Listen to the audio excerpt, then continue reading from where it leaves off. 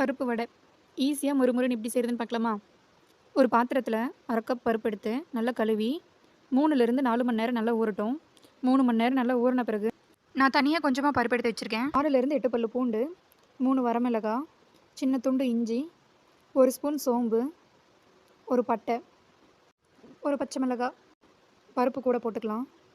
உப்பு தேவையான அளவு இப்பயே போட்டுக்கோங்க. நைஸாக அரைக்காமல் கொரகொரப்பாக அரைச்சி எடுத்துக்கோங்க.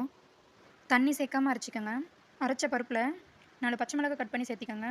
3 வெங்காயம் கட் பண்ணி சேர்த்திக்கோங்க. 2 கொத்து கருவேப்பிலை கட் பண்ணி சேர்த்திக்கோங்க. எண்ணெய் நல்லா சூடான பிறகு நான் இன்றைக்கி குட்டி குட்டி வடையாக தான் போடுறேன். உங்களுக்கு எந்த சைஸில் செய்ய பிடிக்குமோ அந்த சைஸில் செஞ்சுக்கோங்க. 2 பக்கமும் நல்லா திருப்பி விட்டு வடை நல்லா செவந்து வர வரைக்கும் நல்லா பொரிச்சு எடுத்துக்கோங்க.